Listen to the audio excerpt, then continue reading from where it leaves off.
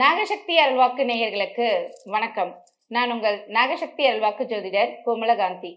இன்னைக்கு நம்ம பார்க்க போற பதிவு என்னன்னா, தமிழ் புத்தாண்டு பத்தி பார்க்க போறோம்.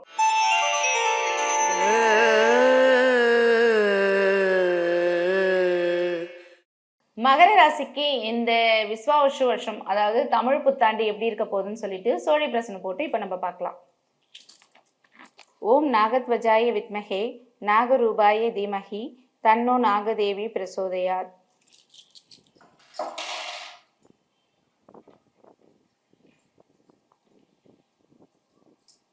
மகர ராசினாவே உலக ராசின்னு சொல்லிட்டு எல்லாருக்கும் தெரிஞ்சிருக்கும்.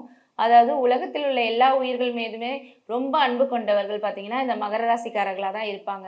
யாராவது ஒரு உதவின்னு கேட்டால் ஃபர்ஸ்ட் அந்த உதவியை செஞ்சுட்டு தான் அடுத்த வேலை பார்க்கக்கூடியவர்கள் மகர ராசிக்காரர்கள். இந்த மகர ராசிக்காரர்களுக்கு பார்த்தீங்கன்னா இந்த தமிழ் புத்தாண்டு அதாவது கொஞ்சம் அதாவது ஒரு எப்படி சொல்கிறது 80% நல்லதாகவும் ஒரு 30% பார்த்தீங்கன்னா 20% சொல்லணும். ஓகே, ஒரு 70% நல்லதாகவும் ஒரு 30% பார்த்தீங்கன்னா அவங்களுக்கு வந்து கொஞ்சம் பிரச்சனைகளும் கொடுக்க போகிற ஆண்டாகவும் இந்த வருஷம் இருக்க போகுதுன்னு கூட சொல்லலாம்.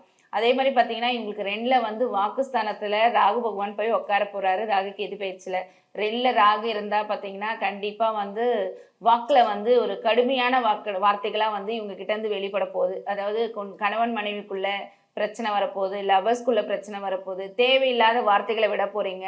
அதனால் வந்து ராகுகேது பயிற்சி நடக்கும்போது மட்டும் கொஞ்சம் வார்த்தைகளை உபயோகிக்கும் போது பார்த்து உபயோகம்னு கூட சொல்லலாம். அதே மாதிரி நீங்கள் வார்த்தைகளை கொட்டிட்டா பார்த்தீங்கன்னா அள்ள முடியாதுன்னு கூட சொல்லலாம். ஏன்னா வந்து நீங்கள் தேவையில்லாமல் வந்து வார்த்தைகளை விட்டுட்டிங்கன்னா கண்டிப்பாக அது வந்து பிரச்சனையை கொண்டு வந்து விட்டுடும்.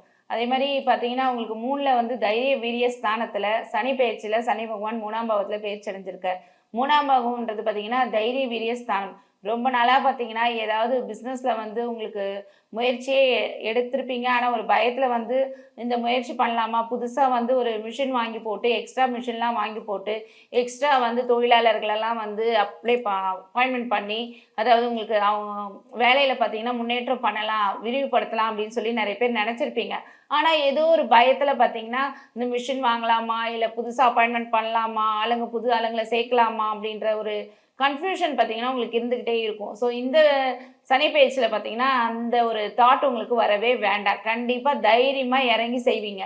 ஸோ இறங்கி செய்யும் போது பார்த்தீங்கன்னா சனி பகவான் வந்து உங்களுக்கே தெரிஞ்சிருக்கும். அவர் வந்து நீங்கள் பண்ணுற நீதிமான்னு சொல்லலாம். ஸோ நம்ம எந்த அளவுக்கு எஃபெக்ட் போட்டு ஒரு தொழில் செய்கிறோமோ அந்த தொழிலில் வந்து நமக்கு வந்து முன்னேற்றத்தை கொடுக்கக்கூடியவர் பார்த்தீங்கன்னா சனி பகவானாக தான் இருப்பார். ஸோ அதனால் நீங்கள் எந்த அளவுக்கு நீங்கள் ரொம்ப கடுமையாக உழைக்கக்கூடியவர்களாக இருந்தால் கடுமையாக உழைச்சிங்கன்னா அதுக்கேற்ற பலன் வந்து உங்களுக்கு கிடைக்க போகுது. ஸோ நீங்கள் வந்து அதே மாதிரி பார்த்தீங்கன்னா உங்களுடைய 12ஆம் வீட்டு அதிபதி பார்த்தீங்கன்னா 6ல் போய் இருக்கார். யார்? குரு பகவான். ஸோ 12ஆம் வீட்டு அதிபதி 6ல் வர்றது பார்த்தீங்கன்னா அதாவது விபரீத ராஜயோகம் சொல்லுவாங்க. ஸோ விபரீத ராஜயோகம் உங்களுக்கு வரப்போகுது. அதாவது எங்கேருந்து தான் பணம் வந்துச்சுன்னு தெரியாது, அந்த அளவுக்கு வந்து திடீர் ஒரு பணம், அதான் சொல்லுவாங்களே திடீர் பணம்னு சொல்லுவாங்கள்ல, அந்த திடீர் பணம் உங்களை தேடி வரப்போகுது. அதுவும் பெருந்தொகையாக உங்களை தேடி வரப்போகுதுன்னு கூட சொல்லலாம்.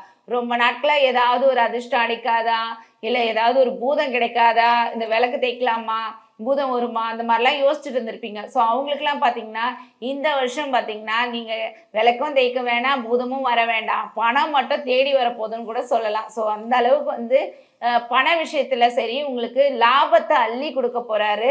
இந்த குரு பயிற்சியில் குரு பகவான் கொடுக்க போகிறாரு. அதே மாதிரி ராகு பகவான் வார்த்தைகளை தான் வந்து கவனம் தேவையை தவிர்த்து பண விஷயத்தில் வந்து குரு வந்து அள்ளி அள்ளி கொடுக்க போகிறாரு. ஸோ வந்து போதுன்ற அளவுக்கு வந்து உங்களுக்கு பணம் வரப்போகுதுன்னு கூட சொல்லலாம். ஸோ காற்றுள்ள போதே தூற்றி கொள்ளிட்டிங்கன்னா பார்த்தீங்கன்னா அதாவது பணம் வரும்போதே அதை சேகரித்து வச்சிங்கன்னா அடுத்த 2.5 வருஷத்துக்கு பார்த்தீங்கன்னா நீங்கள் நிம்மதியாக வாழலான்னு கூட சொல்லலாம். ஏன்னா எந்த அளவுக்கு நீங்கள் கடுமையாக உழைச்சி நமக்கு பணம் கிடைக்குமா கிடைக்காதான்னு சொல்லிட்டு, ஏன்னா போன வருஷம்லாம் பார்த்தீங்கன்னா ரொம்ப கஷ்டங்கள், அதாவது கஷ்டங்கள் நஷ்டங்கள் சொல்லிட்டு மாற்றி மாற்றி மாற்றி அனுபவிச்சிருப்பீங்க. ஒரு பிரச்சனை முடிஞ்சோடனே அடுத்த பிரச்சனை முடிஞ்சோடனே அடுத்த பிரச்சனைன்னு மாற்றி மாற்றி மாற்றி, அதாவது போன மாதம் தானே பிரச்சனைன்னு பார்த்தா வடிவேல் சொல்கிற ஜோக் கணக்காக பார்த்தீங்கன்னா அது போன மாதம் இது இந்த மாதம்ன்ற மாதிரி மாற்றி மாற்றி மாற்றி உங்களுக்கு பிரச்சனைகளை இந்த எல்லா தெய்வங்களும் உங்களுக்கு கொடுத்துருக்கும். ஸோ ஆனால் இந்த வருஷம் பார்த்தீங்கன்னா இந்த சனி பயிற்சிலையும் சரி குரு பயிற்சிலையும் சரி உங்களுக்கு அள்ளி அள்ளி கொடுக்க போகிறாங்கன்னு சொல்லலாம். எந்த அளவுக்கு கடன் வாங்கி நஷ்டப்பட்டீங்களோ அந்த கடனெல்லாம் அடைச்சி ஒரு நிம்மதியான ஒரு வாழ்க்கையை வாழக்கூடிய ஆண்டாக தான் பார்த்தீங்கன்னா இந்த வருஷம் உங்களுக்கு அமைய போகுது. ஸோ விஸ்வாவசு வருஷம் பார்த்தீங்கன்னா மகர ராசிக்காரர்களுக்கு விபரீத ராஜயோகத்தை அள்ளி கொடுக்க போகுதுன்னு சொல்லலாம். ஸோ அந்த அளவுக்கு வந்து உங்களுக்கு அதாவது உங்களை பிள்ளைங்களாலையும் பார்த்தீங்கன்னா உங்களுக்கு அங்கீகாரம் கிடைக்க போகுது. நிறைய பேர் பார்த்தீங்கன்னா இப்போ இந்த 10th +2 எக்ஸாம் எழுதுனவங்கலாம் பார்த்தீங்கன்னா மார்க் வந்து அதிகமாக வாங்கி உங்களுக்கு வந்து பேர் புகழ கொடுக்க போகிறாங்க. பரவாயில்லையே உன் பையன் இவ்வளோ மார்க்கா, உன் பொண்ணு இவ்வளோ மார்க்கா அப்படின்னு சொல்லிட்டு எல்லாரும் உங்களை பாராட்ட போகிறாங்க. அந்த அளவுக்கு தான் உங்கள் பிள்ளைங்க வந்து உங்களுக்கு மதிப்பை தரப்போகிறாங்கன்னு கூட சொல்லலாம். அதே மாதிரி பார்த்தீங்கன்னா ரொம்ப நாளாக வந்து குழந்தை இல்லைன்னு நினைச்சவங்களுக்கும் இந்த சனி பயிற்சிலையும் சரி குரு பயிற்சிலையும் சரி குழந்தை யோகம் வந்து உங்களுக்கு தரப்போறாரு. ஸோ குழந்தை இல்லாதவங்களுக்கு குழந்தை பாக்கியம், கல்யாணம் ஆகாதவங்களுக்கு கல்யாணம் ஆக போகுது. அதே மாதிரி ரொம்ப நாளாக வந்து இடம் வாங்க வேணும், இல்லை விற்கிற இடம் நிறைய பேர் பார்த்தீங்கன்னா இந்த தந்தை வழி சொத்துக்களை வந்து விற்கலான்னு சொல்லிட்டு ட்ரை பண்ணிட்டு இருப்பீங்க. அவங்களாம் பார்த்தீங்கன்னா இந்த ஏன்னா சூரியன் வந்து உங்களுக்கு 4ஆம் பாவத்தில் போய் உட்காந்துருக்காரு, உச்சமா இருக்காரு. ஸோ அதனால கண்டிப்பா வந்து சூரியன் இருக்கிறதுனால நீங்க வந்து தந்தை வழி சொத்துக்களை கண்டிப்பா விற்க போறீங்க. எல்லா விதத்திலையும் ஏற்றம் கொடுக்க போறதுன்னு கூட சொல்லலாம் இந்த வருஷம். அதே மாதிரி நிறைய பேர் சொல்லுவாங்க 2ல் ராகு 8ல் கேது கால சர்ப்ப தோஷம் அப்படின்னு சொல்லிட்டு ஒரு பயமுறுத்துவாங்க. ஸோ அது வந்து கால சர்ப்ப தோஷமா இருந்தாலுமே விபரீத ராஜயோகத்தை வந்து இந்த குரு பகவான் உங்களுக்கு கொடுக்க போறாரு. அதனால வந்து நீங்க பயப்பட வேண்டிய கால சர்ப்ப தோஷம் வந்து இருந்தாலுமே பார்த்தீங்கன்னா எல்லா விதத்திலையும் ஏற்றம் கொடுக்க போகுது. ஸோ அதனால ஐயோ கால சர்ப்ப தோஷம் வந்துடுச்சு அப்படின்னு சொல்லிட்டு ஒரு பயம் வரக்கூடாது. நிம்மதியா இருங்க. கண்டிப்பா வந்து உங்களுக்கு நல்ல விதமாக தான் இந்த வருஷம் அமைய போகுது. அதே மாதிரி நீங்கள் பார்த்தீங்கன்னா இப்போது காலசர்ப்ப தோஷம்ன்றதுனால ஒரு தடவை காலாஸ்திரி மட்டும் போயிட்டு வந்துடுங்க, அவ்வளோதான். மற்றபடி எந்த ஒரு பிரச்சனையும் உங்களுக்கு வராது.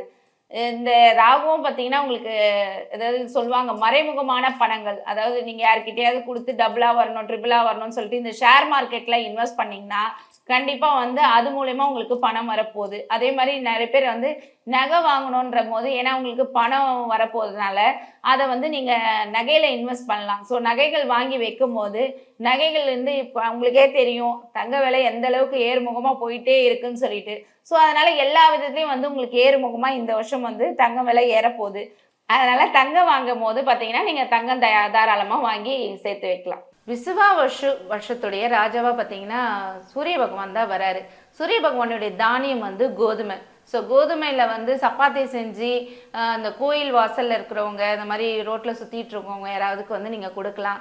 அப்படி இல்லைன்னா வந்து சூரிய பகவான் கோயிலுக்கு போயிட்டு கோதுமை வந்து எடுத்துன்னு போயிட்டு சூரியனார் அதாவது சூரிய பகவானுக்கு வந்து நீங்கள் கொடுத்தீங்கன்னா நல்லது. நவகிரகங்களில் இருக்கிற சூரிய பகவானுக்கு கொடுத்துட்டு வரணும்.